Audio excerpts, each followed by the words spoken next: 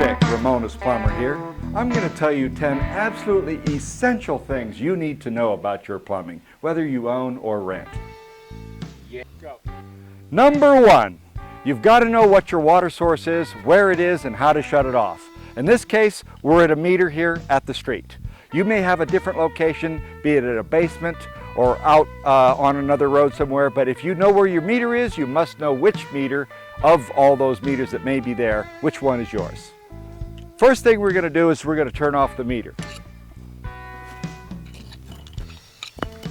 You can pick up the lid with a screwdriver, you slide the thing over. If you've got a meter key, great. If you don't, you put a crescent wrench on there, put a screwdriver in the hole, turn it like that. That's all you got to do. Now, if the meter's not at the house, you'll have a separate shut-off there and know how to shut it off and where it is.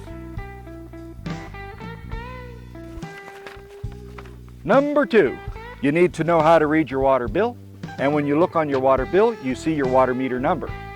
You go down to your water meter, and if there's others, you can identify your meter by looking at the serial number on the top, and you could read your meter here in gallons per minute or in cubic feet.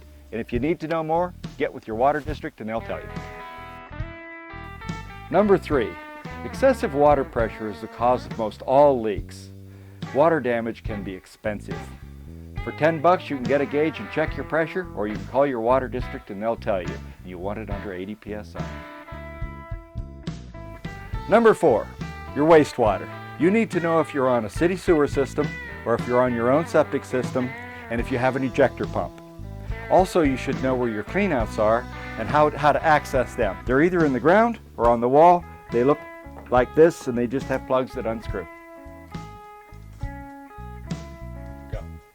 Number 5, air conditioning. If you have it, it is creating condensation.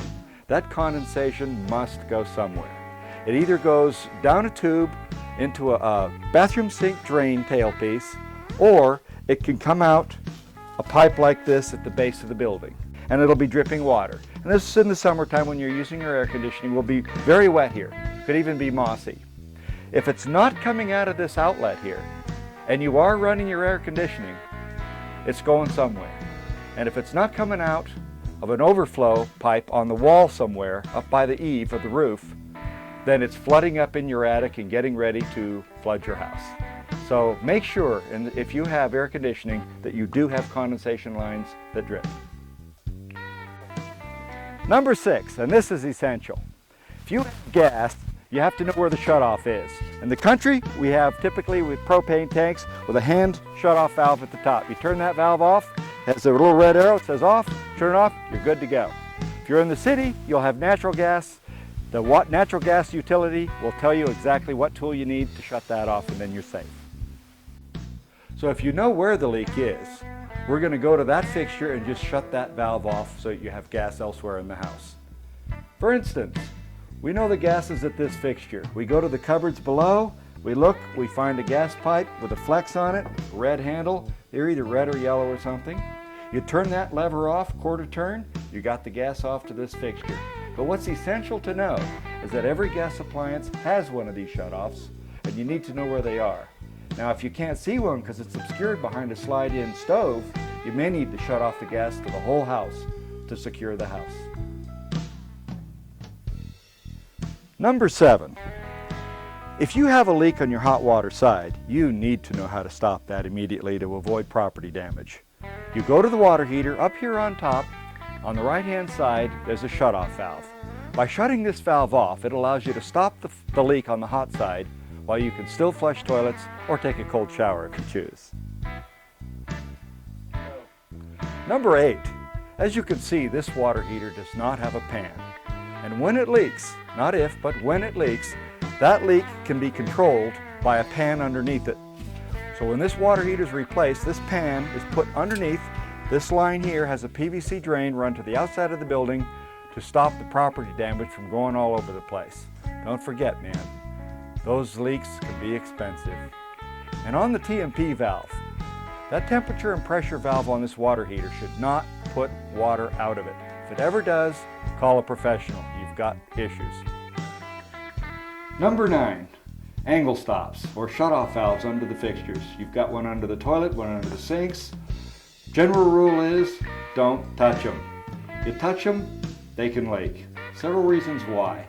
One of them is this kind of shutoff valve that has the multiple turn stem. What happens when you shut it off is this piece of rubber that's been in there for 5-10 years has been made totally brittle by the chlorine in the water. As soon as you shut this valve off, this thing crumbles into pieces. You try to open it back up, you're in big trouble. Or, as soon as you turn them, the packing nut on this starts to drip or squirt spray. They're a lot of trouble. That and the supply tubes that go from here to the toilet or the faucet, those can get leaky as well just by messing with them. So rule of thumb is, you don't mess with those things unless you absolutely have to. When you have a fixture that's run away, you have no choice. You have to go to the angle stop. If it's a quarter turn one, it'll have a little lever and you go quarter turn, it's off. If it turns more than a quarter turn, it's one of these. Turn it off as firmly as possible and call a professional. Unless you want to try to gamble. I wouldn't. Number 10, in closing, if you do need to close the valve, you must do so carefully. The quarter turns only turn a quarter turn. The round handles turn multi-turns. If you close them off, shut them down in one direction, close them off and don't back them open again. There's one of these shut-off valves under every sink, under every toilet, and you now know about the one at the water heater, the one at the meter in the house. This concludes our 10 things you must know to protect yourself from water damage. Can you do it? Yes, you can, and I can help. Thanks for watching.